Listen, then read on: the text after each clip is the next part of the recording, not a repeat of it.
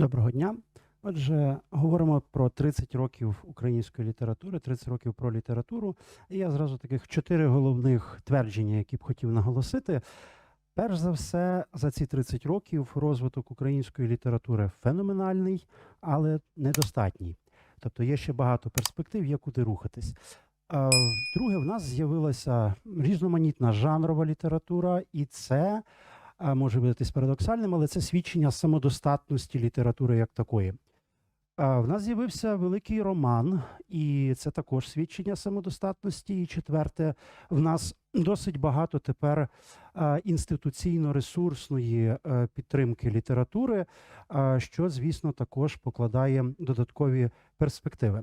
Ну, але все за порядком. Отже, книговидання, я б сказав, що тут бо ми будемо говорити не лише про літературу як про літературу, а так само і те, що довкола літератури, і про книговидання, звичайно, говорити варто також. Ми розуміємо, що тут є певні успіхи, навіть відчутні успіхи, хоча, на перший погляд, якщо запитати самих видавців, вони можуть говорити, що ситуація складна, особливо зараз після пандемії ситуація, чи під час пандемії ситуація складна, і це дійсно є певні проблеми. Проте, якщо ми беремо всі 30 років, якщо ми уявимо собі власне 90-ті і уявимо собі зараз початок нових 20-х, то розуміємо, що змінилося все, включно з числовими вимірами, тому що в 90-х роках наклад там в 500 примірників, 1000 примірників видавався досить захмарним. Зараз, звісно, видавці видають значно більше книг, хоча, як на країну з більше як 40-мільйонним населенням, це ще досить невеликі показники.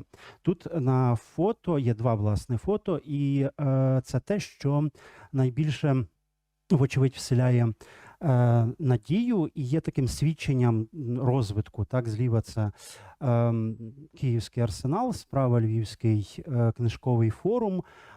Це великі виставки, і якраз на них дуже добре видно, як рік до року поступово зростає кількість і видавництв, і книг, ну і, власне, самих читачів, покупців, які приходять на ці форуми. Я завжди кажу, якщо вам потрібно трохи оптимізму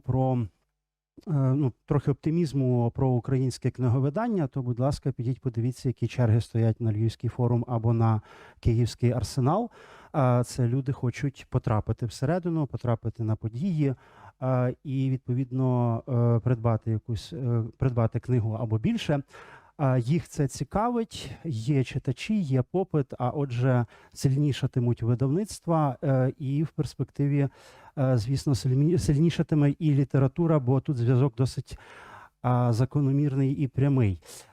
Більше того, пандемія не надто вплинула. Ми всі були досить скептичні щодо цьогорічного арсеналу. Видавці не були впевнені, що вони зможуть якось компенсувати участь, і були переконані, що не так багато, бо ці фото це ще з попередніх років, до пандемії, а оце фото вже цьогорічного арсеналу. Це найпотужніша подія арсеналу, це лекція Оксани Забушко, чи існує перспектива української, уроки української історії, чи існує перспектива. Ну і ми бачимо, що тут досить багато глядачів, досить багато слухачів, і, відповідно, арсенал повернувся, в принципі, в тих самих обсягах, що було і в 2019 році.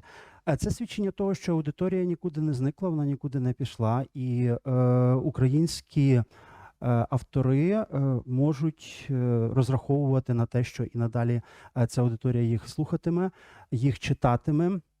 Ну, відповідно, ми бачимо цю перспективу, я бачу цю перспективу як таку, що потрохи навіть розширюється. Знаєте, кілька років, 2 роки тому, портал Читомо провели опитування, дослідження, власне, якості читання в Україні, і далі з'явилися два таких протилежних чи опозитних заголовків, в залежності від того, хто як хотів бачити книговидання, читання, власне.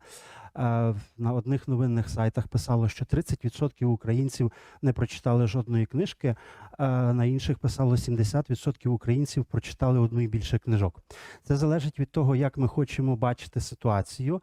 Якщо ми перейняті якимсь катастрофізмом, ми можемо собі уявляти так, що змінюється все дуже поволі. Справді все змінюється досить поволі. Наклади все ще досить невеликі. Поети, письменники, всі, хто займається літературою, ще не мають достатньо якоїсь підтримки. І фахових, професійних письменників, письменниць в нас все ще досить небагато.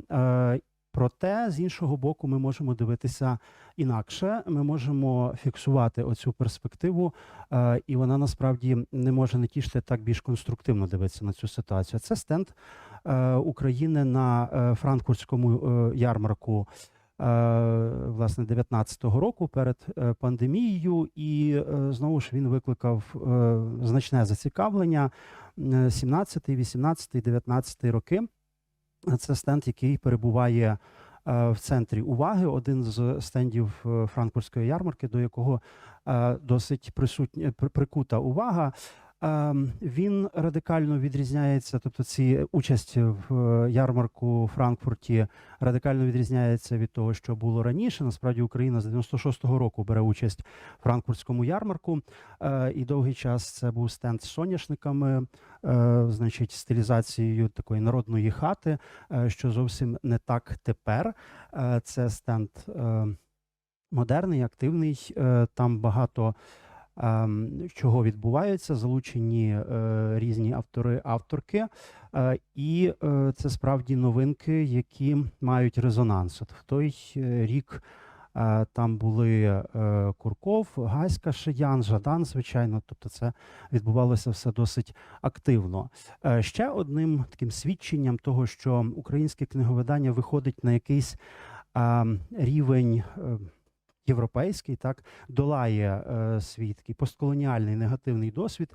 Для мене особисто стало поява повного зібрання творів Лесі Українки, 14 томів. Це насправді видання, до якого довго йшов Луцький університет, власне, Центр дослідження творчості Лесі Українки.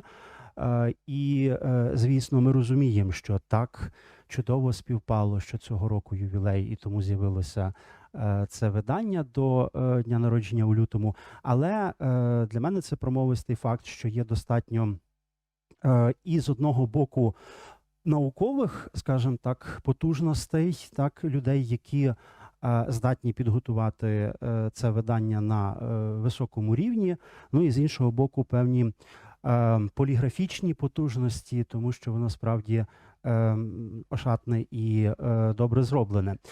Тобто можна вірити, і хочеться вірити, що ми тепер в часі появи повних зібрань творів, і це не останній такий проект, а, власне, ми переходимо до тої ситуації, коли вся наша класика буде відкоментована, видана, ну і так само в загальному доступі, тому що крім фізичного виміру, в цього видання є і віртуальний, і всі ці 14 томів можна на сайті Інституту книги отримати і мати в доступі з пошуком, з усіма атрибутами сучасно виданого електронного тексту. Тобто є перспектива і є цілі галузі, які в цій перспективі вже давно рухаються досить потужно. І тут почати треба з дитячої літератури, яка, вочевидь, має найбільші обсяги і продаж, і розвитку в нас зараз в сучасній ситуації.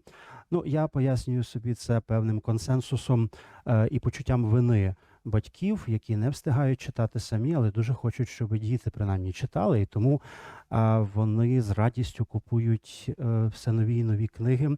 А це дає нам знову ж певні шанси вірити в те, що цей розвиток буде поступальний, тому що діти, які привчилися читати з маличку, діти, які зацікавлені не просто там спілкуватися в соціальних мережах і десь гратися гаджетами, діти, які відчули, ну, власне, чарівність спілкування з книжкою, це діти, які потім виростаючи будуть вимагати нових текстів, і вони будуть вимагати якісних текстів, вони будуть вимагати якісно написаних і якісно виданих текстів. Ще одним з факторів чи свідчень того, що тут в нас існує певний розвиток, є поява окремо підліткової літератури, яка знову ж розрахована на тих читачів і читачок, які вже виросли, їх цікавлять доросліші теми, їх цікавить входження в дорослий світ, і оцей переламний момент з підлітковою літературою зараз також досить видимий, і ми знаємо, що з'являються вже окремі видавництва, які спеціалізуються саме з видання підліткової літератури. Ну, я не буду, звичайно, коментувати всі книги, які я тут покажу, бо я хочу показати багато книг, але просто зверну увагу на те, що окремі авторки, які з'являються, як Анастасія Левко або Ольга Купріян, це авторки молоді, і які входять саме як авторки вже підліткової літератури, звертаючи увагу на ті проблеми, які цікавлять сучасних підлітків. Тобто це не та пастка, яка дуже часто трапляється з дитячою чи підлітковою літературою, коли дорослі значно старші і не дуже відчувають цю проблематику. Це дійсно ті, хто цю проблематику відчувають дуже близько. Ну, скажімо, вони щойно виходять з університетів, закінчують університети і, відповідно, дуже добре бачать цю аудиторію в її зміні і динаміці. А ще один цілий блок літературних творів, які зараз мають значний розвиток, це нонфікшн. І тут, звичайно, звертає на себе увагу «Зброя, мікроби і сталь». Це перекладний нонфікшн, який зараз в надзвичайному, тобто він користується значним успіхом в дуже різноманітних жанрах, тобто там і біографія, і популярна література, науково-популярна література. Тобто ми маємо тут такий досить добрий розвиток. Знову ж з'являються окремі видавництва, як там Пабулум або Віхола, які вже спеціалізуються виключно на нонфікшені, причому з наголосом на український нонфікшн, і окремі автори, або в даному випадку авторка, як Дарка Озерна, це український нонфікшн про здоров'я, знову ж зі значним успіхом. Тобто ми, говорячи про літературу, звичайно, маємо звертати увагу не тільки на художню літературу, я буду далі говорити про неї, але ми повинні пам'ятати, що в інших сферах це досить добрий і досить динамічний розвиток. Можливо, меншою мірою в нас зараз ще розвинута технічна література, наукова, хоча потрохи ці лакуни також заповнюються. Тобто ми виходимо на такий повнокровний ринок, де жодних жанрів не бракує. Якщо ми говоримо про жанрову літературу, то тут в нас зараз таке цілковите відродження, я так ризикну це назвати, література відродження. Чому відродження? Тому що в 20-ті роки, ви знаєте цю серію «Наші 20-ті роки» нас не бракувало жанрової літератури. Ми могли говорити про український детектив, про український любовний роман, про українську фантастику, про початки дуже різних жанрових напрямків, які, власне, асоціюють з цим типом літератури. А пізніше, радянський час, там пізній від 30-х років, нам вже такої можливості не дає. І це, як на мене, свідчення, власне, колоніального, чи тепер пізніше постколоніального статусу, тому що література, українська література, зокрема, завжди в складні часи вона завжди перебувала, тобто одразу зсувалася в таку націєоборонну позицію і покладала собі за мету писати про важливі речі, зберігати культуру там плекати культурний код, ми можемо по-різному це називати. Тобто ті, хто вже писали українською мовою, вважали, що варто писати щось вартісне, намагатися писати щось вартісне, а не розважатися, так, тому що цей тип літератури, він був, мав ось таку наліпочку, так, що це література для розваги. Треба сказати, отже, романом щось серйозне, треба говорити настільки, наскільки це можливо, про національне, треба десь, якщо це можливо, згадати про Голодомор, як це там можна знайти в Стельмаха, десь протягнути підпільно цю тематику, десь треба вказати на повстанську боротьбу, нехай завуальовано, як там, скажімо, в Бориса Харчука. Тобто в той час потрібно встигнути сказати щось таке дуже важливе. Ну, історичний роман наголосити, так, як в Іваничука або в Шевчука. Натомість ці розважальні жанри, їхнє повернення, починаючи від 90-х, в 90-х ще ми не можемо говорити про аж таку розвинуту власне, жанрову літературу, але від 90-х і особливо тепер в нас вже є навіть такі жанри, про існування яких ми, можливо, отак зразу і не підозрювали. Я зараз до цього підійду. Отже, ми маємо тут такий добрячий розвиток жанру. Знову ж я починаю з цих жанрів, тому що згідно дослідженням саме їх найбільше читають: детектив, любовний роман або такий любовно-психологічний роман. І знову ж тут є дуже різні напрямки і дуже різні авторки, і автори теж. От Ірена Роздобудько, Ірена Карпа, Люба Клименко. Тобто ми можемо говорити, що ці жанри цілком розвиваються, і є досить багато цих книг. Власне, ми рухаємося потрохи до розвинутого ринку, тому що коли ми говоримо про жанрову літературу, ми все рівно говоримо про ринок. А розвинутість ринку – це коли ми можемо улюбленої авторки чи автора книжку очікувати, що принаймні там раз на рік, раз на півроку. Ми знаємо, що ця книжка з'являється, і ми розуміємо, що відтак і автори розвиваються, і ринок разом з ними. Ми можемо говорити про українське фентезі, і хоча це, врешті, справа десь останніх, можливо, 5 років, такий стрибкоподібний розвиток, тим не менше ми вже зараз маємо досить багато фентезійних авторів. Якщо ми колись могли назвати тільки Володимира Арєнєва, ми розуміємо, що фентезі досить довго перебувало в такому спільному пострадянському просторі, і фентезійні тексти дуже часто створювалися навіть тут в Україні, але російською. Ну і от за останніх років 5-7 ми маємо вже розвиток, власне, українського фентезі, яке поступово відходить від зв'язків з пострадянською тематикою. Це ширше питання, так, пострадянська тематика, спільний слов'янський фольклор. От тепер йдуть пошуки власних кодів і власних тем. І тут тепер не тільки Володимир Арєнєв, надзвичайно гучний дебют Світлани Тараторіної з романом «Лазарус», де там ціла купа різноманітної нечисті в Києві конкурує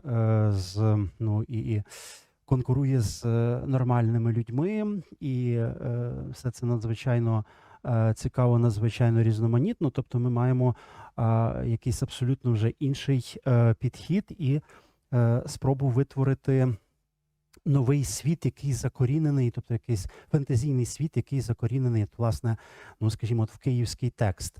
І дві наймолодші авторки буквально зовсім стартували вони там 2-3 роки тому. Наталя Матолінець, але в неї вже кілька текстів. І от зі Львова Дар'я Піскозуб, «Машина», такий теж фентезійний трилер.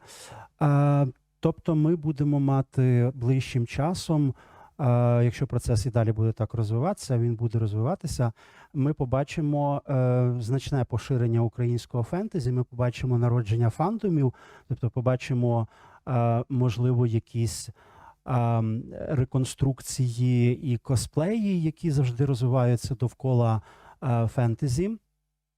І супровідно будемо бачити так само розвиток там, скажімо, українського коміксу. Я не робив окремий слайд, але українські комікси так само є, і вони знову ж все потужніші. Потім, скажімо так, темніша фантастика, технотрилер Кідрука «Бот» і не лише він. Напевне, найкраща книжка в цьому жанрі Тараса Антиповича «Померана». Це фактично такий повноцінний український кіберпанк, постапокаліптика і навіть стімпанк Лео Бург Ірини Грабовської. Тобто ми маємо таке різноманіття жанрів, це, які пов'язані з сайфаєм, з науковою фантастикою. Це лише, може, якісь перші кроки, але ці фантастичні твори вже мають певну якість і, особливо, якщо ми говоримо про Тараса Антиповича, то це тексти, які, я переконаний, протривають якийсь час і до них будуть апелювати як до зразків жанру. І власне, вони будуть чинити вплив і будуть давати поштовх для його розвитку. Кідрук – це взагалі феномен в тому сенсі, що, власне, на його прикладі ми бачимо, як можливий такий серйозний розвиток жанрової літератури. Він в багатьох напрямках працює. Він починав з травелогів, на Віжені в Перу.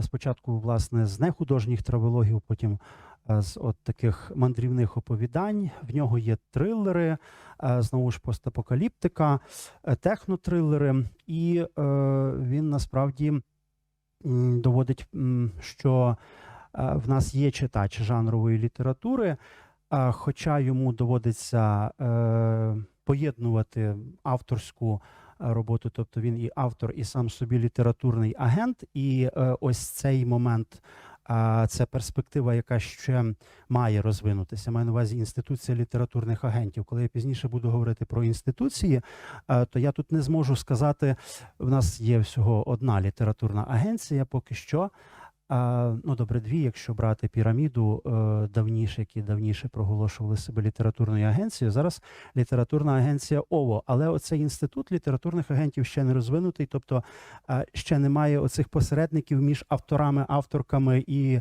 видавцями-видавчинями, які б налагоджували цей процес, і які б уярмили авторів в процес презентування і такого більш інтенсивної роботи над текстом. Я, звичайно, іронізую. Кідрук сам собі літературний агент, і цим пояснюються значні його наклади.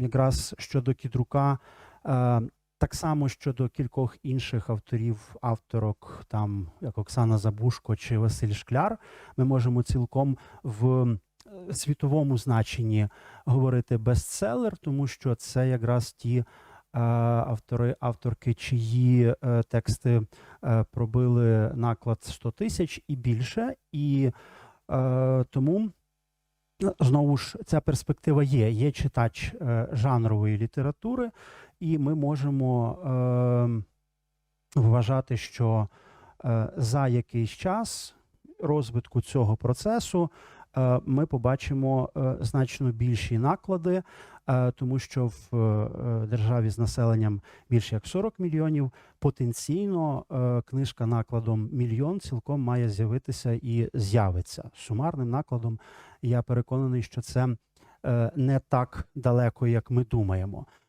А це, от я обіцяв якусь дивовижу, це перший український меш-ап-роман, тобто роман, де поєднаний якийсь текст, класичний текст з чимось зовсім не класичним. Звичайно, це поки що калька, тому що це продовження, власне, американо-британської тенденції, так, тобто свого часу, кілька років тому з'явилася гордістю книжка «Гордість упередження» і «Зомбі», де класичний текст Остін «Гордість упередження» було заміксовано з ось цією зомбі-темою, де там на бали час від часу вриваються якісь, значить, зомбаки, і сім'ї доводиться від них відбиватися. От я ще не знаю, що це за роман, тому що буквально кілька днів тому бачив в руках видавця, це видавництво «Тут»,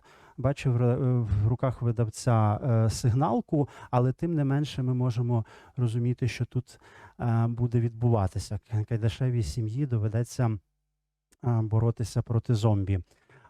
Побачимо. Як на мене, це досить цікава провокація. Це було і провокацією в англо-американському світі, але є, знаєте, уявлення, що саме завдяки цій провокації, після «Гордості, упередження» і «Зомбі», підлітки, які цікавляться зомбі, нарешті дізналися про роман класикині, так, «Гордість і упередження», і тепер мають уявлення про цей сюжет. Тому що так раніше вони могли б і не мати. Якщо ми подумаємо, то типологічно це не надто відрізняється від того, що зробив Котляревський свого часу. Так, він взяв класичний сюжет, зробив з нього, що хотів, та вслід моді, яка на той час була поширена. Але наша Енеїда втрималася завдяки, звісно, і додатковим факторам, як українська мова, вона втрималася довше, ніж інші переробки Енеїди в Європі на той час. І як наслідок ми краще знаємо сюжет, власне, античної поеми, ніж може хто інде, тому що вона дійшла до нас в переробці, дійшла до нас в от такій пародії. Ну, відповідно, до Кайдашевої сім'ї зараз загалом прикута більша увага після появи телесеріалу. Цілком можливо, що з'явиться і екранізація «Кайдашева сім'я проти зомбі», так само, як з'явилася екранізація «Гордість і упередження» і «Зомбі». Не знаю, мені це свідчення просто того, що значить, українські автори до того знахабніли, так, що вони вже замахуються на якісь зовсім провокативні жанри, які, може, ризиковані, але це для мене свідчення того, що література набуває своєї повноти. В нас дуже складно тепер сказати, чого нам ще бракує. Ми пробуємо це, так. Ми досить сміливі для того, щоб ставити такі експерименти. Це означає, що література різноманітніша є, і це дуже добра перспектива. Добре, щоб не говорити дуже багато про зомбі, давайте вже про якісь знакові твори. Це, начебто, найважливіше, що я хочу сказати. Я хочу сказати, що на одній з дискусій, це десь був початок 2000-х, там був присутній Григорій Грабович, Олександр Красовицький, який дуже ратував за власне розвиток жанрової літератури. Тоді, здається, і Андрій Кокотюха. І тоді дуже багато говорили про те, що потрібна жанрова література. Власне, розмова про це почалася ще раніше, десь в 93-му чи 4-му році була така велика стаття в журналі «Артлайн» Наталки Білоцерківець «Чи буде український бестселер?». І всі вважали, що це дуже важливо розвинути українську жанрову літературу, масову літературу, так, тому що тоді в нас з'являється оце відчуття, що якщо маса, умовно кажучи, буде говорити і читати українською, то перемога буде за українською культурою. Вочевидь, це дуже важливо. Але на тій дискусії Григорій Грабович запитав, ви говорите весь час про масову літературу, а ви не боїтеся, що в нас поза нею не буде високої літератури, умовно кажучи. Цей страх, звичайно, також завжди присутній, що, значить, жанрова література популярна, вона окупує все, ринок буде купувати тільки вимагати тільки таких текстів. А як же ж із серйозними авторами? Що буде із серйозними авторами і авторками? Ще досі, коли відбуваються закупівлі книг, держава закуповує книги через відповідні програми, видавці і автори починають говорити, що от бібліотеки, вони будуть замовляти те, що власне читають, а що читають? Читають популярні жанри, чи знайдеться тоді місце для чогось серйозного. В цьому напрямку ми також не маємо хвилюватися, бо за ці 30 років у нас з'явилося досить багато знакових текстів, текстів, які серйозні, тексти, які доводять, що ми можемо реагувати на дуже різні теми. Література може реагувати на дуже різні теми. Література є жвава. І тут ще одна теза, на яку би я хотів звернути увагу. В нас уживаються зараз дуже різні покоління в літературі. Так? Тобто в нас зараз нетипова за останніх 200 років ситуація, коли в нас немає поколінь, яких змусили замовкнути, або які репресували, і вони не присутні. Так, якщо ми собі уявимо 60-ті роки ХХ століття, коли нові автори, авторки входять в літературу, ми зрозуміємо, що в них бракувало попередників, або це покоління, яке там починало в 20-х, 30-х, воно було повністю репресоване або змушене замовкнути, і вони фактично були приречені на ситуацію такого літературного вакууму. В нас зараз кілька поколінь, я не буду їх членувати, там 90-ники, 2000-ники, 2010-ники, це не так продуктивно, але дуже різні поглядами і уявленнями автори-авторки співіснують, і цей діалог або сварка, але така літературна сварка, вона, звичайно, дає нормальний такий поштовх для того, щоб література розвивалася. В 90-х ми розуміємо, що хто з'явився і заманіфестував про зовсім інше якесь бачення літератури, це Андрухович і кілька романів, які все рівно будуть залишатися, і наступні покоління читачів їх сприймають. Це Іздрик, який тепер поет, але тоді в 90-х зробив кілька книг прози дуже цікавих. Це, звичайно, Оксана Забушко з польовими дослідженнями. Це не я поставив в центр її, це комп'ютер, коли я робив презентацію, але я думаю, що це окей. Це Тарас Прохасько з непростими, Жадан не лише з Депеш Модом. І це тоді мало, звичайно, такий певний протестний, навіть авангардний якийсь потенціал, тому що так як ці автори писали і ті теми, які вони піднімали, це було нетипово для літератури там 70-х, 80-х, для цієї шліфованої, офіціозної радянської літератури. І письменники старшого покоління, багато хто продовжували рухатися в цій інерції. Це був такий абсолютний прорив, щось зовсім інше, з гаслами «О, нарешті українську літературу можна читати», з гаслами читачів. От і, безперечно, це були зовсім інші цінності, цінності ліберальні, цінності, можливо, не завжди зручні. Тобто кожна з цих книжок входила фактично з скандалом, і інші книжки цих авторів, авторки. Тобто вони розчищали собі шлях і шлях до нового вислову. Більше того, є ще інша ланка літератури, контркультурної вже зовсім літератури, яка на тлі якої ці тексти видаються не аж такими вже провокативними, тому що ми можемо згадати Подерев'янського, навіть не цитуючи його, страшно згадувати, Михайла Бриниха «Шахи для дебілів», Ірена Карпа. Це були ще більш провокативні навіть на тлі Андруховича, Забушко.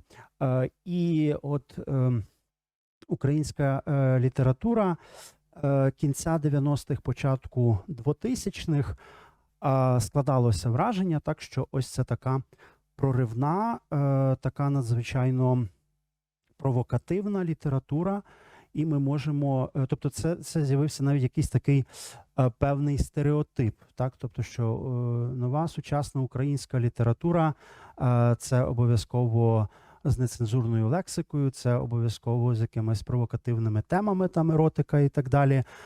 Це от щось таке, і щось таке от постмодерне, власне, тоді почали говорити про постмодерну літературу із долею такої певної зверхності, не до кінця, вочевидь, чітко бачачи цей феномен, бо насправді не всі ці тексти можна назвати постмодерними, ми не будемо вдаватися в цю окрему полеміку. В будь-якому випадку існував ось такий стереотип, але от те, що я сказав про співіснування різних поколінь і різних поглядів, якраз дуже добре проявилося і в тому, що не тільки такі тексти мали дуже добрий розголос, мали дуже добрі наклади, і навіть не вони стали найперше бестселерами.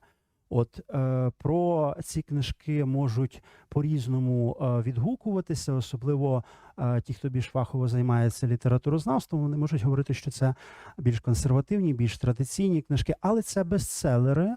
Аліна Костенко «Записки українського самошедшого», Василь Шкляр «Чорний ворон» і не лише ця книжка, Мирослав Дочинець «Вічник» і не лише ця книжка. Тобто це книжки, які побудовані дійсно на більш традиційному погляді, які критичні до от цього струменя реноваційної чи навіть бунтівної літератури, про що я говорив 2 слайди перед тим. І ці книжки також мають свого читача, причому навіть дуже масового читача. І повторю, саме от Василь Шкляр, ця книжка Василя Шкляра, і Ліна Костенко, і Дочинець, вони першими стали бестселерами десь поруч з польовими дослідженнями Оксани Забушко. Я думаю, що це якраз теж дуже добре свідчення самодостатності процесу, коли є свій читач і в книг з більш поміркованими, скажімо так, поглядами, і в книг, які мають певний такий бунтівний авангардний потенціал. Ну і врешті, знову ж, це справа останніх 10 років, але це також свідчення дуже непоганого розвитку, поява великих романів. Поява великих романів означає, що, як мінімум, якщо дуже спростити так, автори мають, і авторки, час, щоб сісти і довго їх писати. Вони можуть якимось чином над ними довго працювати. І друге, є читачі, які сядуть і прочитають цих 800-900 сторінок і не стомляться. Так, вони дочитають до кінця і отримують щось від цих текстів. Поява товстого роману – це певна віха, і, як на мене, це дуже таке промовисте свідчення того, що тут недобре говорити, може так дратувати слово «прогрес», але краще тоді сказати «поступ», свідчення поступу. От, і якщо «Музей покинутих секретів», який є перший такий великий роман от нашої сучасності з вами, Оксани Забушко, він з'явився трохи давніше, то от «Букова земля» Марії Матіос, Амадока Софії Андрухович, і тут, власне, ще один момент навіть не в тому, як ставитись до цих текстів, наскільки вони більш вдалі чи менш вдалі, це можна дебатувати, але дуже показово, що Софія Андрухович – це молоде покоління авторок, так, і вона пише теж такий текст. Тобто ця дискусія, яка відбувалася у Львові, я не знаю, років, напевне, десь 10 тому, там значить, критичний сектор, там був Віктор Неборак, і тоді йшла розмова про те, чи можливий український великий роман. І висновок був той, що немає традиції от такого великого романного письма, і тому є труднощі з появою українського великого роману. Так от тепер в нас на очах формується традиція великого українського роману. І це щось свідчить. Це свідчить, що література визріла до певного рівня. Це дуже важливо. Знову ж, незважаючи на те, як читач кваліфікований, більш кваліфікований ставиться до кожного з цих текстів. Насправді великий роман об'єднує кілька сюжетних ліній, і кожна може знайти собі щось там цікавого. Добре те, що вони з'являються, і, як на мене, це от ці 3 романи, вони мають цілком зримий, високий рівень, що дає нам, знову ж, уявлення про перспективу. З іншого боку, ще одне свідчення того, як в конструктивному напрямку розвивається ринок, і література також, це поява інтересу до короткої прози. Повернення, знову ж, короткої прози. Бо оце зацікавлення жанровою літературою, там один роман, один детектив, чи фентезі в романному, такій в романній оболонці, скажімо. Жанрова література не дуже толерує коротку прозу, тому що от вона існує в форматі романів.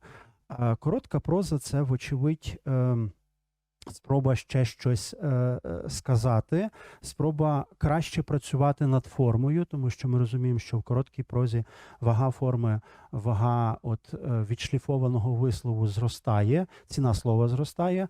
І зараз ми бачимо, що видавці все частіше повертаються до видання короткої прози, і авторки також звертають на це увагу.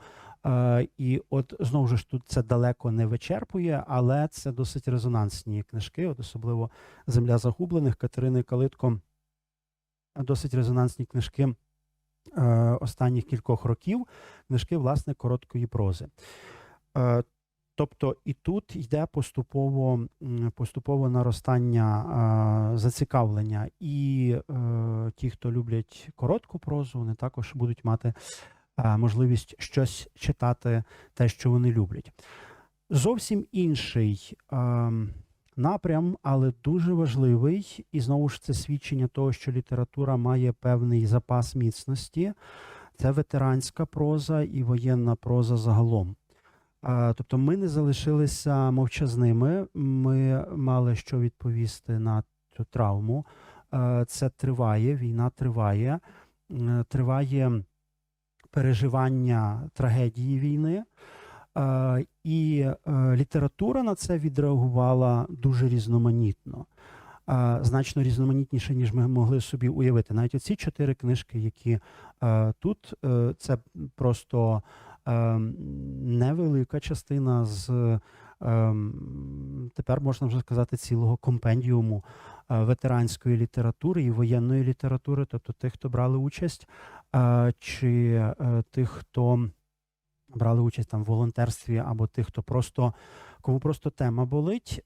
Тим не менше ми розуміємо, що тут і така документальна проза, як в Бреста Нариси, як в Чеха.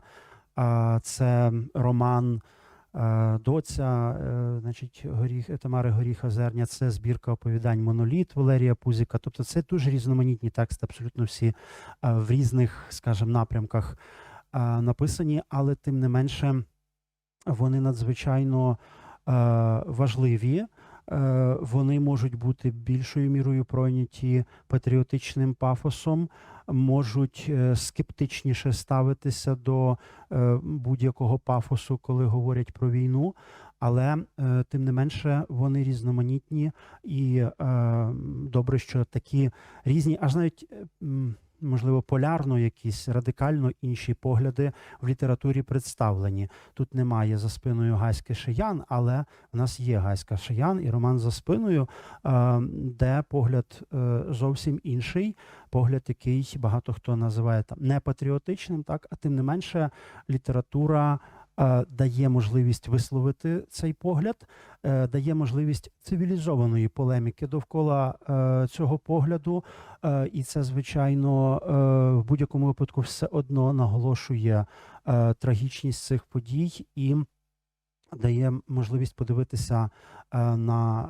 справу більш панорамно. Більше того, ми маємо несподіваний погляд на війну. Ну, Олександр Ірванець тут просто тому так, що знову ж це гумористично-сатирична література, але про дві інші от книжки «Бойова проза Укри» Жолдака і «Ангели на піске» Горького Лука, так це ми маємо комічне осмислення чи спробу жартом перемогти смерть, як це в Гашика або в інших подібних текстах. Тобто це знову ж дія традиції комічного, яка в нас в літературі дуже сильна. Традиція, звісно ж, від там мандрованих дяків Котляревського.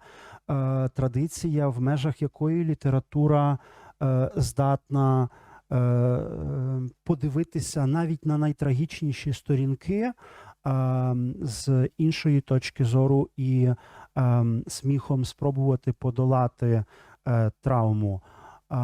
Вони це знову ж не для того, щоб ми міркували про те, наскільки ці тексти вдалі чи не вдалі, але це про те, що ми можемо і в такий спосіб давати реакцію на події, навіть на дуже складні події. Ну, Олександр Ірванець, як на мене, дуже цікава, навіть блискуча стилізація, антиутопія, альтернативна, комічна альтернативна історія, власне, такий політичний памфлет, який, знову ж, наштовхує на надзвичайно цікаві думки. Ну і це логічний наслідок розвитку бубобіста Ірванця в теперішньому часі. Ще важливий напрямок, про який варто сказати, це література українців з-поза меж України. Тобто ця література, ми розуміємо, упродовж всього ХХ століття вони писали, люди, які опинилися поза Україною в тій чи іншій хвилі еміграції, але і там український голос звучав, і це важливо було чи в США, чи в Канаді, чи в Європі, чи в Австралії, чи в Аргентині. Це люди, які писали, і ця традиція також триває.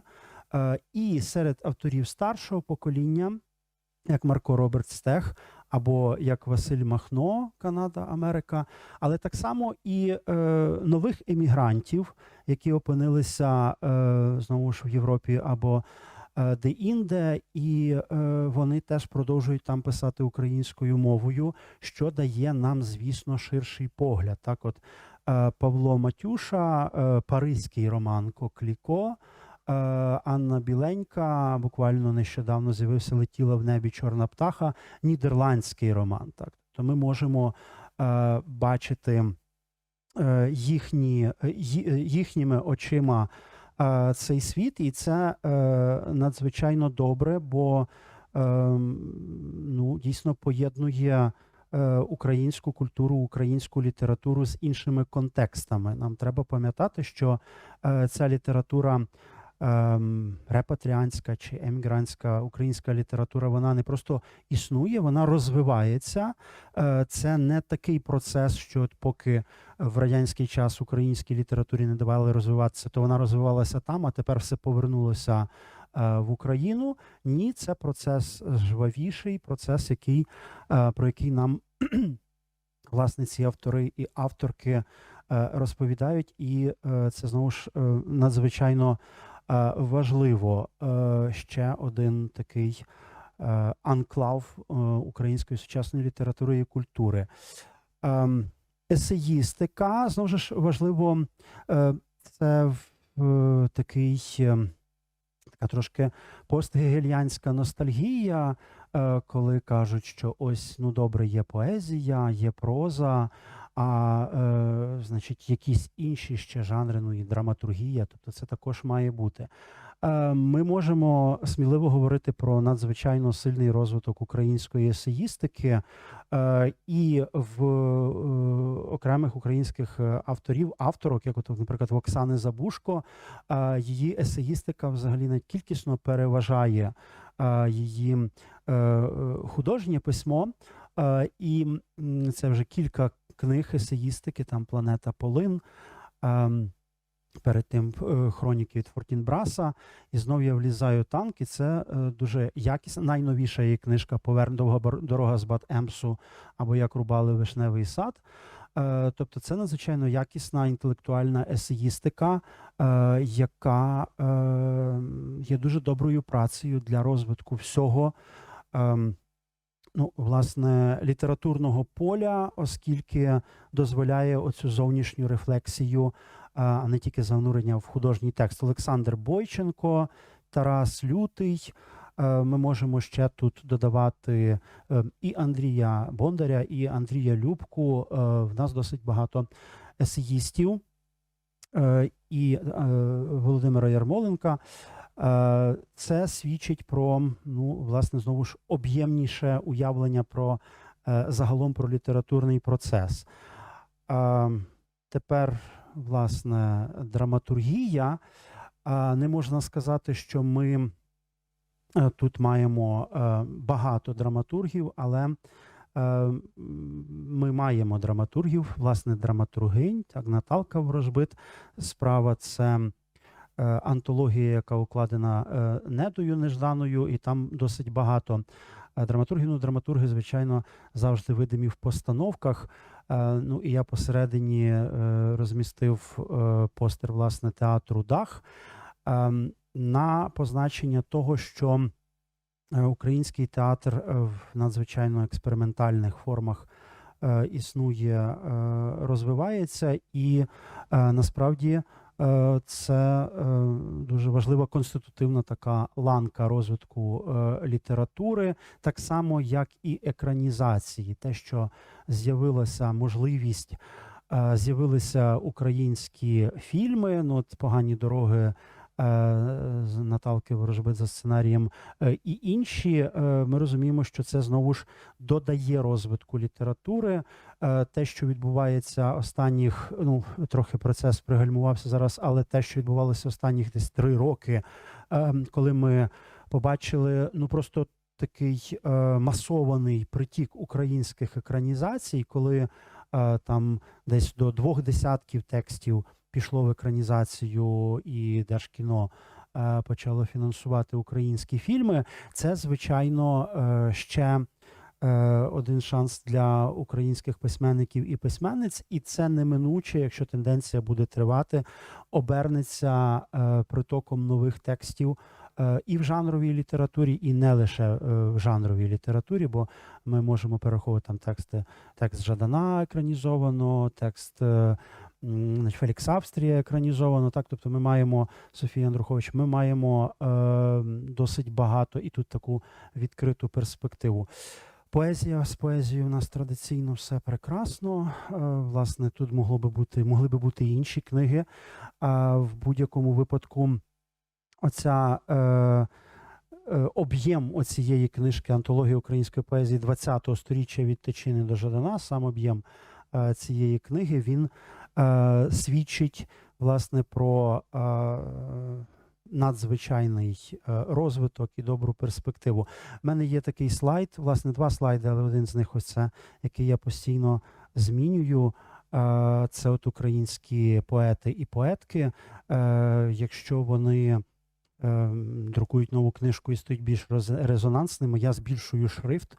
От тут зразу ми бачимо Аліну Костенко, їх насправді десь близько 60 на цьому слайді. От і ми розуміємо, наскільки їх багато, наскільки вони різноманітні, наскільки вони знову ж повертаються і стають присутніми, як, наприклад, Ема Андієвська. Після Шевченківської премії пішла хвиля зацікавлення, наскільки вони починають формувати десь такі творчі династії. Так, бачимо, тут один більший Герасим'юк і одна менша Герасим'юк, але побачимо, як далі. Цілком можливо, що Олена Герасим'юк буде збільшуватися. Тобто ми, власне, бачимо дуже широке поле і дуже різних поетів, і ми розуміємо, що кожного року насправді з'являються якісь дуже резонансні збірки, як от, власне, «Тюремна пісня» Герасим'юк минулого року, нова збірка там Ірини Шувалової, нова збірка Катерини Калитко. Ми просто достатньо заплющити очі. Ми розуміємо, що у нас дуже і дуже багато першорядних, хороших поеток і поетів. І ця традиція, яка от дійсно зараз надзвичайно сильна, і тут дійсно різні покоління бачать одне одного і перебувають в стані такого навіть, знову ж, цивілізованого якогось діалогу чи полеміки, бо зрозуміло, що хтось може не сприймати аж настільки поезію Ліни Костенко, а навпаки сприймати поезію Герасимюка. Тим не менше, всі вони існують, чи там поезію Іздрика хтось може сприймати.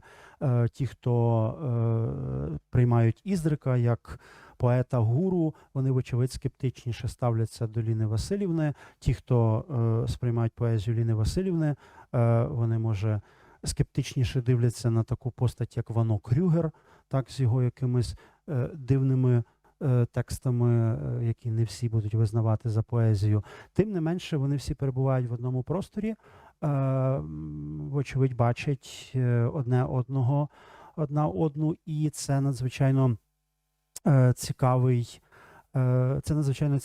феномен і надзвичайно широка, значна широта вислову. Так от Богдана Матіяш, яка стала лауреаткою премії Шептицького, теж має абсолютно свою, не схожу на інших манеру, яка контрастує з якимись іншими поетами чи поетками.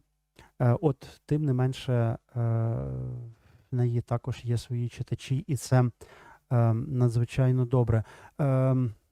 Слайд прози і есеїстики, вочевидь, трохи менше постатей і зовсім інший склад. Тут, напевне, все ж таки Забушко, Жадан, Андрухович, знову ж, Андрухович і Андрухович, Андрухович старший і Андрухович Софія. Ми маємо тут теж таку, принаймні, одну творчу династію. І, знову ж, надзвичайно різноманітних авторів, які формують от сучасний такий, власне, терен літературний. Вони, знову ж, пишуть в дуже різних манерах, але добре, що тут також триває цей процес. Якщо Жадан присутній і на тому слайді, так, це, як і Забушко, ми розуміємо, що це автори, які в кількох сферах дають собі раду і цікаві багатьом. Добре, що автори поступово стають впізнаваними, і авторки, знову ж, вслід проведеному дослідженню по впізнаваності поетів, письменників, поетів, оці четверо є найвпізнаванішими. Ліна Василівна всіх обганяє значною мірою впізнаваності, але далі Жадан, Оксана Степанівна і Юрій Андрухович. В будь-якому випадку це важливо, бо свідчить про те, що література не закривається в якомусь окремому гетто, а вона присутня. Тобто принаймні ці четверо, вони є публічними інтелектуалами, впізнаваними інтелектуалами. Має вагу те, що вони кажуть, не тільки в сфері самої літератури. Тобто не тільки вони їх сприймають як авторок художніх текстів, а і як голоси людей, яким є про що сказати. Хоча довкола цього дуже часто можуть трапитися полеміки. Так? Довкола якихось висловів Андруховича трапляються полеміки, чи Жадана, особливо, якщо вони там про політику десь висловлюються, але їх чують, їх впізнають і визнають, вочевидь, за ними право мати свою думку, хоча і вона може бути досить контроверсійною. Ну і, звичайно, Оксана Стефанівна тут має, напевне, дуже чутний і відчутний голос, особливо це видно на її на зустрічах з нею, тому що якраз до неї приходить така дуже зацікавлена аудиторія саме почути її мову не про літературу.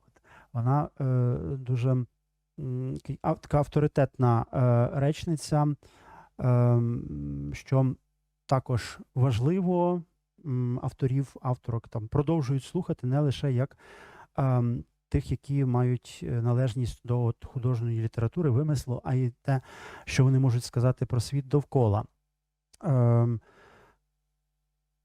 Ця впізнаваність, вочевидь, також є однією з перспектив. Так само, як саме з цих авторів починалися українські переклади за кордоном, з Забушко, з Жадана, з Андруховича, ще Куркова можна додати, закордонні європейські видавництва пошуку найбільш резонансних авторів-авторок починали перекладати їх. Так само і впізнаваність всередині десь буде призводити і до більшої впізнаваності інших авторів і авторок, які так само пишуть. Тобто не лише цих 4. Там насправді в цьому дослідженні було майже там 15 осіб, які десь вже мають моменти впізнаваності, тобто їх ідентифікують, ну але ці 4 найбільш важливі. Ще одна цікава, і це фактор також впізнаваності, а значить і впізнаваності літератури, бо за зацікавленням цими проектами іде зацікавлення літературою загалом. Це такі синтетичні проекти українських авторів. Так, ми маємо Андруховича з Карбідо, який почав, очевидь, першим. Ми маємо Жадана з собаками, і ми маємо драмтеатр Іздрика Семенчука. І це цікаво показово, бо з одного боку ось це дуже постмодерно, коли література починає співпрацювати з чимось іншим, бо від початку це не стільки спів, скільки, власне, накладання літератури і музики, так, особливо в Іздрика це дуже добре видно. От ми маємо цей такий межовий феномен, коли поет починає співати чи починає разом з музикою рухатися, ну, власне, створювати якісь от такі синтетичні проекти. І це така виразна риса сучасності, яка знову ж привертає увагу і, власне, до самої літератури. Тобто ми маємо зацікавлення Жаданом і собаками, а потім зацікавлення, власне, самим Жаданом і його поезією. Такий перехідний місток від суто літературного поля до якихось ширших культурних ареалів. Ну і ми можемо говорити вже про певну тенденцію, якщо не традицію, то тенденцію. Думаю, що ці проекти знову ж не будуть іти і далі. Тут могло би бути ще Тріо Мар'яничі, звичайно. Тут ми можемо собі уявити знову ж виразну перспективу, коли література не залишається тільки літературою, так само, як і інші мистецтва залишаються не тільки іншими, не тільки в своєму мистецькому руслі, але взаємодіють. Ну і важливо говорити про інституції та ресурси, які довкола літератури поступово розвиваються.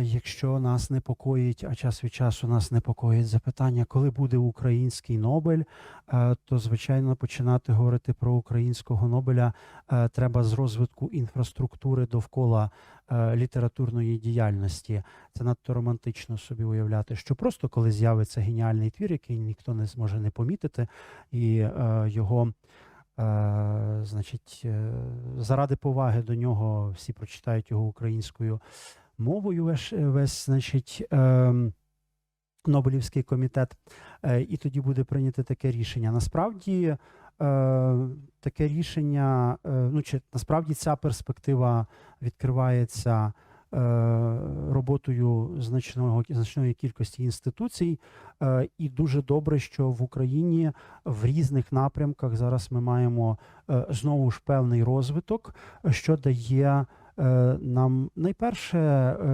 можливість думати про те, що всередині самої країни література стане більш зримою, популярною, і інтерес буде більш інтенсивним, і це дасть можливість, звичайно, і краще пропагувати українську літературу назовні. Якщо з державної перспективи того, що держава робить для української літератури, то це дуже дієві тепер інституції.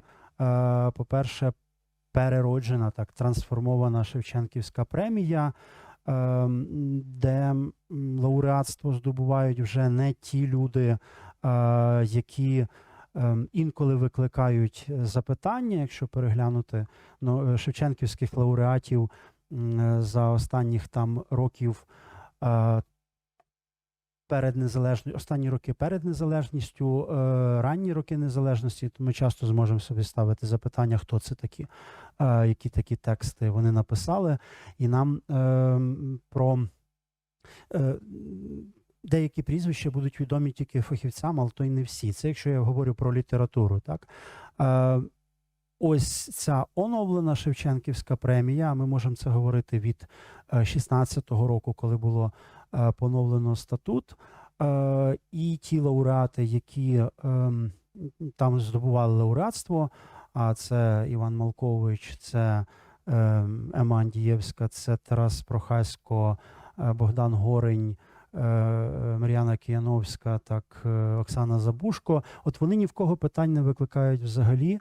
Їх знають не лише ті, хто займається літературою, їх знає багато людей довкола літератури. Більше того, декого з них, як, скажімо, там Малковича чи Забушко, знають на рівні цитування, тобто просто тексти, які відомі.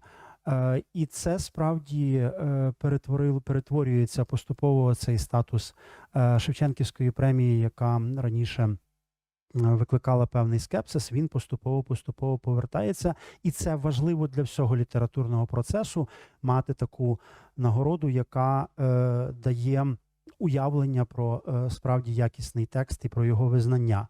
Український культурний фонд, Український інститут книги, я не буду детально зупинятися на цих ініціативах, але вірніше на ініціативах цих інституцій, але це дієва підтримка і для видавців, і для авторів розвитку літературного середовища загалом. Тут ми можемо говорити про розвиток літературного середовища. Конкурсів в нас мало, але тепер їх все більше. Книга року BBC, Коронація слова, Смолоскип, Гранослов тут би міг бути, тобто є вже десь до 20 премій і окремі конкурси видавництва окремі організовують. Це також серйозний фактор. Якщо ми подумаємо, наприклад, про коронацію слова і її роль для розвитку української жанрової літератури, то це надзвичайно важливо, і багато зараз нам відомих авторів чи авторок, вони, власне, з'являються як помічені коронацію слова, ну, скажімо, той самий Макс Кідрук, про якого я згадував. Звісно, це ще розкрита перспектива, і ми не можемо говорити, що там конкурсів стільки, щоб було достатньо для того, щоб помітити, бо їхня функція в тому, щоб помітити більш талановитих, більш резонансні книги. Цього недостатньо, але я думаю, ми будемо бачити, як ця перспектива потрохи розширюється. Те саме можна сказати про ресурси, інформаційні ресурси, які пишуть про літературу. Насправді в нас дуже добрі ресурси, які пишуть про дитячу літературу, і це теж дуже симптоматично, тому що в дитячій літературі знову ж більше зацікавлення, багато авторів, дитячі видавці сильніші загалом. Ми розуміємо, що Абаба Галамага, видавництво Старого Лева, дуже сильні видавництва, і вони від початку дитячі, так само Харківський ранок, і це від початку дитяча література. Це те, що дає можливості добре стати на ноги. І, відповідно, цей сектор розвинувся вже до того, що там потрібна суверенна критика. Це вже не просто огляди, це вже досить серйозна критика, досить серйозна інтерпретація. І людина, яка пише зараз дитячу книжку, вона може цілком розраховувати, що в неї буде фаховий аналіз. І ті, хто зацікавлені в читанні дитячої книжки, вони можуть розраховувати, що їх зорієнтують, їх фахово зорієнтують і скажуть, що краще читати, більше того, там для якого віку дітей які книжки відповідають. Ми це вже маємо, і це можна зробити. Оце я про Барабуку говорю, це я про Букмоль говорю. Букмоль зліва вгорі, Барабука справа внизу. Ось це специфічні окремі ресурси, які пишуть про дитячу літературу і пишуть досить якісно. Дорослих ми таких не маємо, ризикну сказати, бо поки що в нас дорослих таких ресурсів два, це Літакцент і Читомо. Проте Читомо більше займається справами ринку, ніж, власне, оглядами літератури. Ну і крім того, і Читомо, і Літакцент, їм доводиться говорити одразу про все, що є в літературі. Власне, без якихось специфічних окремих, тільки вони собі можуть дозволити, звичайно, час від часу робити якісь специфічні огляди, певні екскурси в жанр, але ось цей сектор в нас, звісно, ще потребує якогось більшого розвитку, більшої перспективи. Ми не можемо сказати, наприклад, що в нас є якийсь ресурс, який там займається суто жанровою літературою, чи там добре відомий ресурс, який займається фантастикою, або добре відомий ресурс, який інтерпретує поезію. Так, коли з'являється поетична збірка, куди ми побіжимо читати про поетичну збірку. Хто нас може зорієнтувати, які поетичні збірки за останній рік з'явилися, хто зробить такий огляд? У нас цього поки що немає.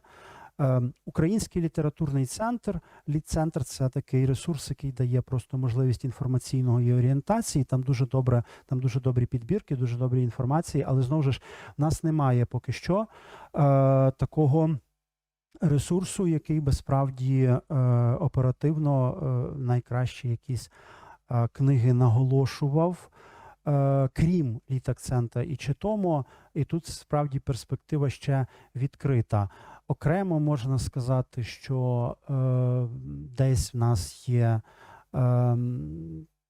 передачі, радіопередачі, але в нас фактично немає присвячених літературі телепередач достатньо резонансних. Тобто радіо і телебачення у нас про літературу або говорять мало, або не говорять взагалі.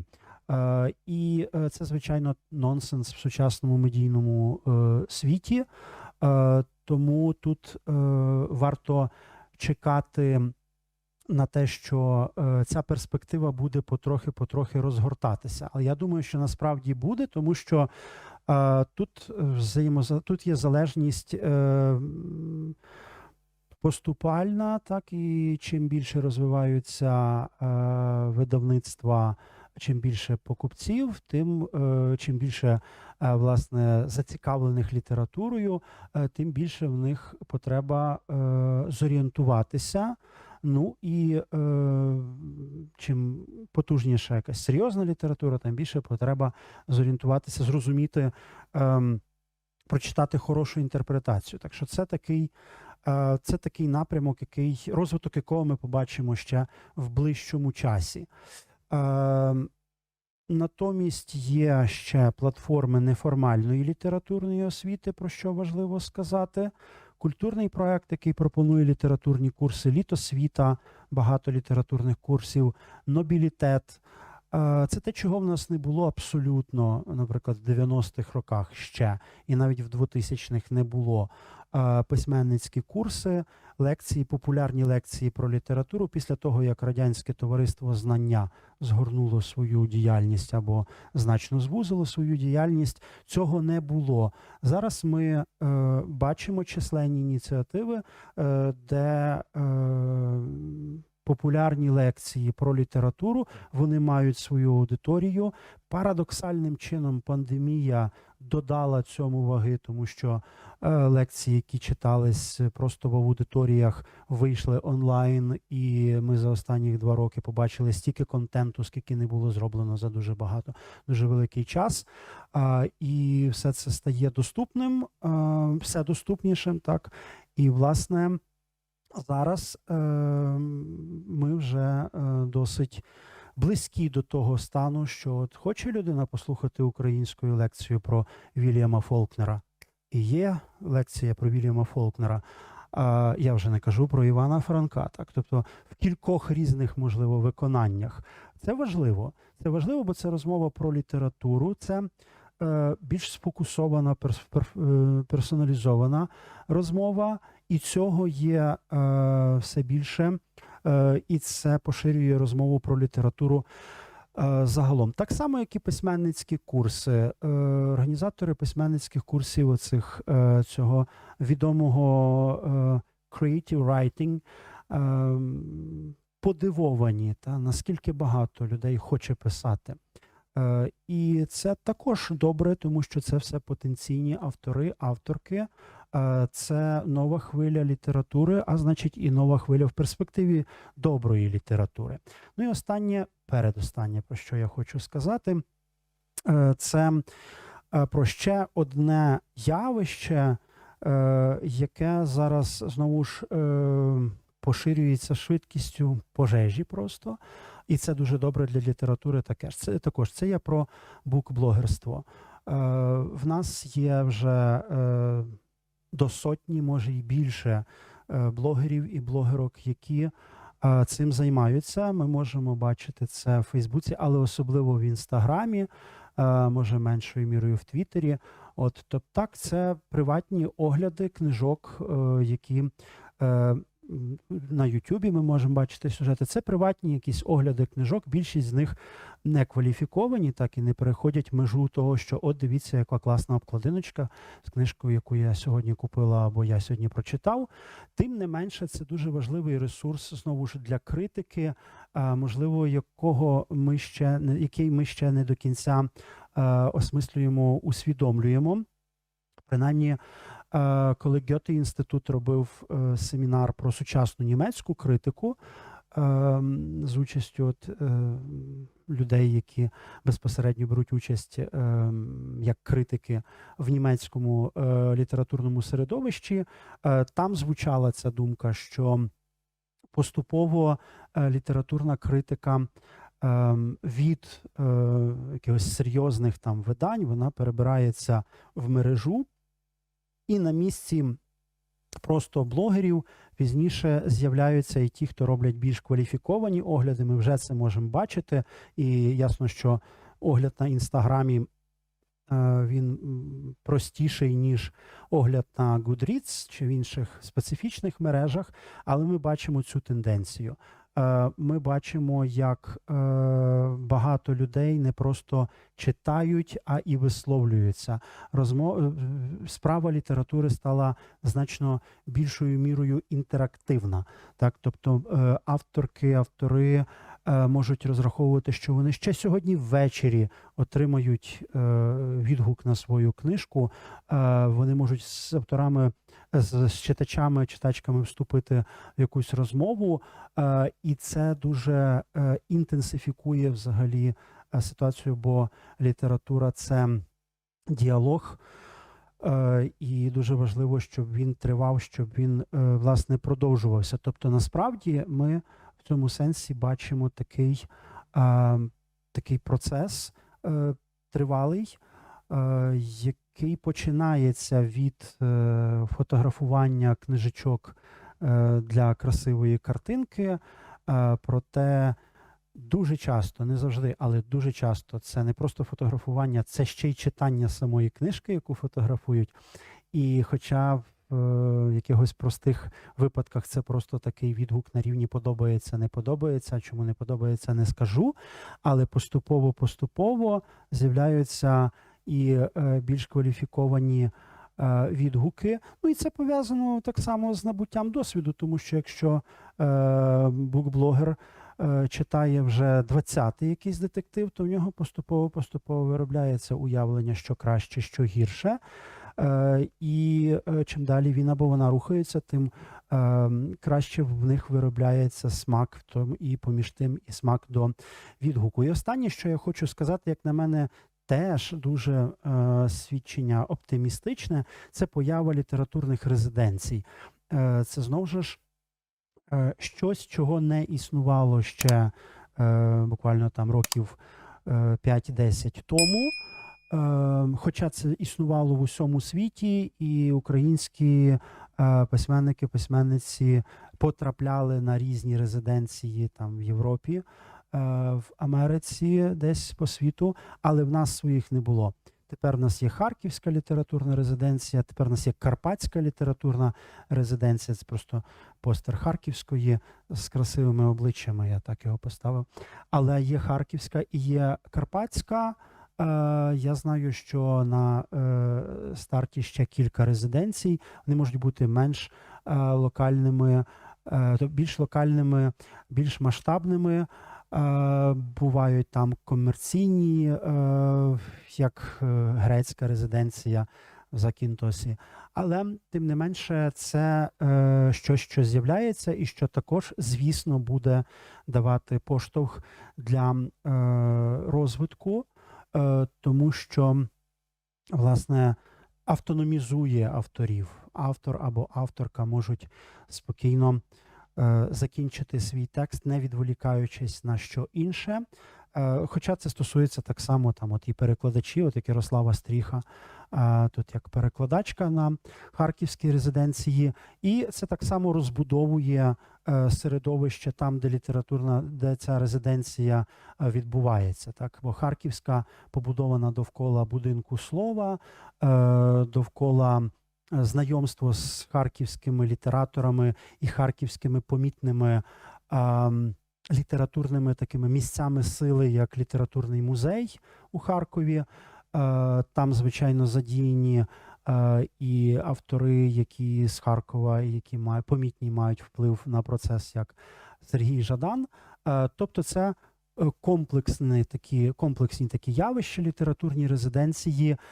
Не просто люди збираються сісти пописати, а це перетворюється на контакти, це перетворюється на спілкування, на контент, бо вони дають там різні інтерв'ю і з'являються якісь відеосюжети, і, безперечно, це підштовхує і їхню творчість, і творчість тих, які довкола цього феномену резиденції задіяні. От, тобто, як на мене, поступово, але в нас і в цьому інституційному сенсі сильнішає літературний процес, літературне середовище, що, звичайно, дасть змогу говорити і про розвиток літератури загалом. Ніколи ще не видавали стільки книг українською, як це видають зараз.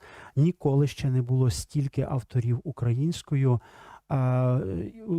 які пишуть українською мовою, як це зараз. Чи з'являться настільки сильні автори, як, скажімо, в 20-х роках, бо поки що це досить високий рівень і досить сильний горизонт, ми найближчим часом побачимо, але розмова про українську літературу 30 років і сучасну українську літературу – це все-таки розмова про дуже хорошу перспективу, і я думаю, ми її не змарнуємо. Дякую.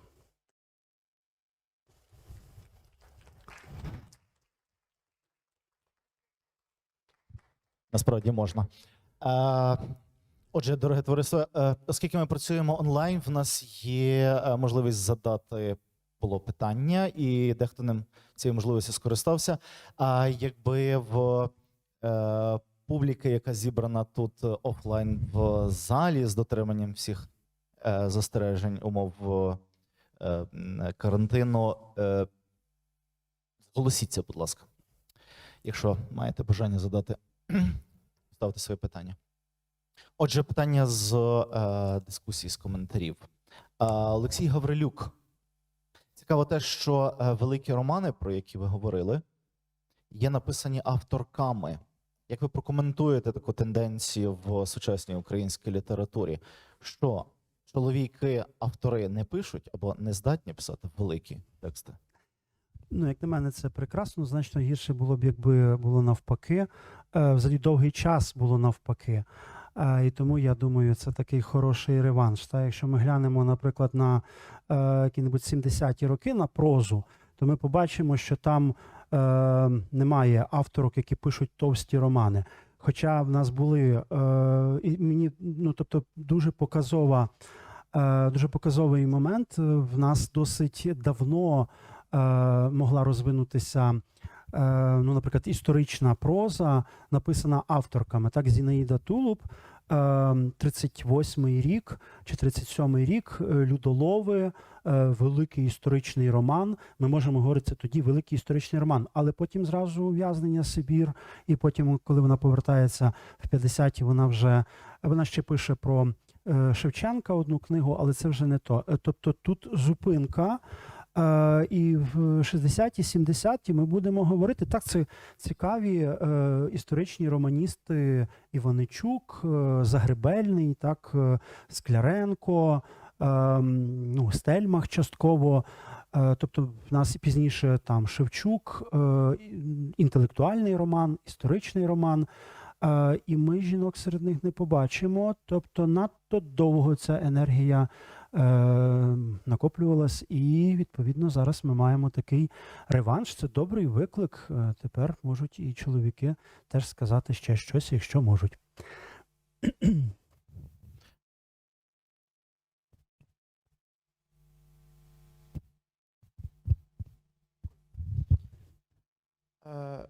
Ви представили українську літературу як набуття, як поява нових жанрів, які до того вже утворилися, ствердилися в європейській літературі. І чи існує зараз, чи актуальний, на вашу думку, зараз погляд, що не так важливе ось це наздоганяння, так зване, як це сказав би Ігор Костецький, скажімо, як виняткові речі. Тобто, хай у нас процес буде надзвичайно, можливо, нелогічний, рваний, як, в принципі, наша історія, але в ньому буде більше виняткових речей, специфічних речей, не так більше того, що нас буде наближувати до, скажімо, до світової європейської там культури. Дякую за питання. Автономія чи самостійність. Мені дуже подобається слово самостійність, тому що це від самостояти, це щось врівноважене, так? Воно не якраз в тому, щоб не взоруватися на когось і нікого не наздоганяти. Я б не хотів, щоб складалося враження з того, що я говорив, що ми наздоганяємо. Ми просто у нас просто з'являються ті жанри, на які з'являється попит, так, і не тому, що в них в когось десь вони є, а в нас нема, а тому, що в нас з'являються читачі, які хочуть це читати. Література взагалі існує доти, доки є люди, які готові це читати українською мовою, значить існує українська література. Якщо немає читачів, які готові читати в достатній кількості якоюсь іншою мовою, то ця література зникає. Якщо знову з'являються читачі, які готові читати каталонською, постає каталонська література, так? Хоча там 100 років тому це було питання. Тобто це розвиток тих жанрів, на які з'являється запит і попит. І це важливо. безвідносно до порівняння. Ну, мені не розходиться про те, чи сильніше фентезі в Україні, чи в Польщі. Там. Важливо те, що якщо в нас є люди, які хочуть читати фентезі, вони читають і українське фентезі, і воно якесь відмінне. Ну і з іншого боку, я все-таки переконаний, що виняткові речі, вони з'являються в такій повній ситуації, коли хай нас буде все, коли в нас не бракує ні того, ні того, ні того. От і тоді ми ближчі до чогось вагомого, важливого. Ну і як на мене, все-таки тут можна говорити про поступ, про те, що більш різноманітні тексти з'являються, більше текстів з'являються, кращі тексти з'являються. Ну, відповідно, нам, вочевидь, більш продуктивно просто відчувати оцей момент все більшої повноти нашої літератури. От, що відкидає від нас ось якесь відчуття меншовартості, притаманне все-таки 90-м рокам, бо початок, він був дуже позначений тим, так, коли людина в 90-х роках, українська літераторка приїжджає в американський університет, так, вона відчуває певний комплекс стосовно там інших, стосовно того, що тут ось є університет, от такий, тут є такі письменниці, от такі сильні, так, тут є курси, де так якісно говорять про літературу, а в нас цього всього в 90-х фактично нема. Так от зараз в нас значно більше всього і продуктивно, вочевидь, дивитися на поле української літератури сучасне, на сферу, як на таку, яка постійно розвивається, добудовується. І навіть сенс не в тому, що тут можуть з'явитися якісь супертексти, які будуть там резонувати там, в усьому світі, наприклад. Насправді вони багато де можуть з'явитися. А сенс в тому, що читачі зможуть тут собі знайти, що читати. І все менше потрібно буде перекладної літератури. Ну, перекладна література – це також дуже суттєвий фактор, і в нормальному стані перекладають найкраще і фактично зразу.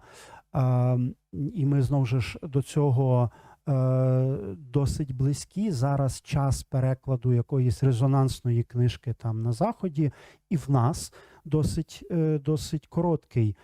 Ще нами, звичайно, так не цікавляться, щоб наші книжки так швидко перекладали. Але якісь важливі тексти, ну, якісь, можливо, важливі, наприклад, там, монографії або якісь науково-популярні штуки перекладають у нас вже досить швидко помічаючи там художні твори. І це, звичайно, теж свідчення такого розвитку. І я думаю, що з часом наша дитяча література вже конкурентна, але і нонфікшн, і художня література, вони будуть заявляти про свої права. Так що сенс не в тому, щоб когось наздоганяти, а сенс в тому, щоб просто авторки літератури загалом реагувала на запит читача тут внутрішнього. Це важливо. Дякую, з нами був Ростислав Семків. І вже завтра повертайтеся в той самий час в центрі Шептицького. Ми проводимо трансляцію, буде лекція Любов Морозової, яка проведе підсумки, що відбулося за цих 30 років в сучасній класичній музиці.